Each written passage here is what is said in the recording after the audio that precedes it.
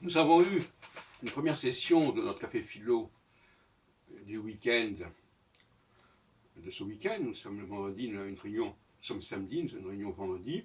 Nous aurons peut-être une samedi, peut-être une dimanche, on verra. Maintenant, ça fonctionne sur trois pieds, plus ou moins de certitude, parce qu'il peut y avoir des aléas avec la pandémie, les changements de référence.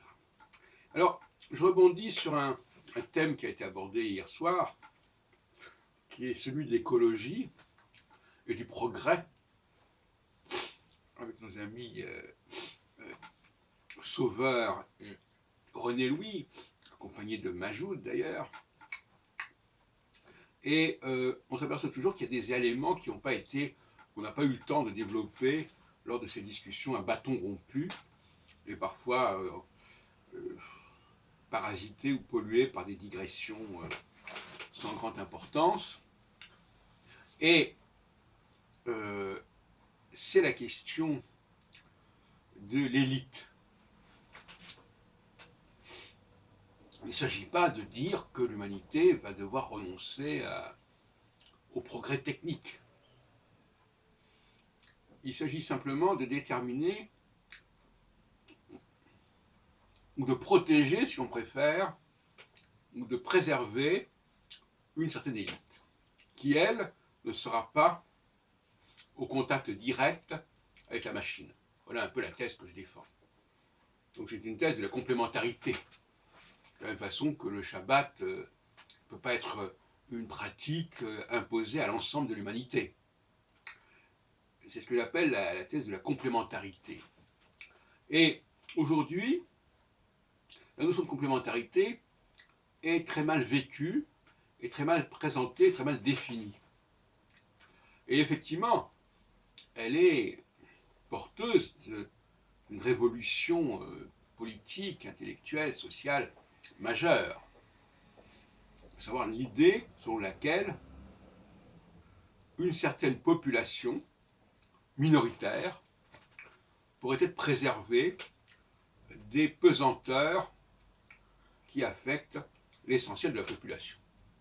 Cela dit, ce n'est pas une idée nouvelle, puisque en pratique, et c'est très important, en pratique, elle a toujours été appliquée. Il faut bien comprendre que la théorie c'est une chose et la pratique en est une autre.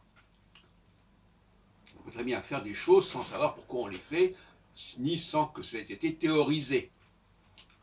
Donc, dans bien des cas, nous ne faisons que dire des choses qui existent déjà depuis des millénaires, depuis des siècles.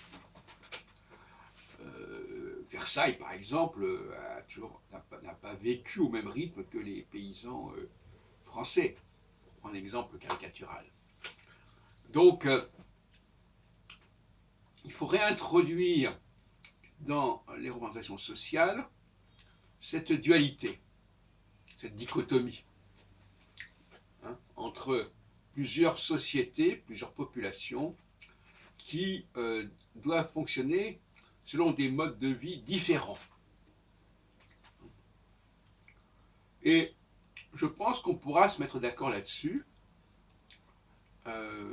et mettre fin à des solutions globales qui sont tout à fait pernicieuses et qui voudraient englober tout le monde dans le même processus et mettre tout le monde dans le même sac.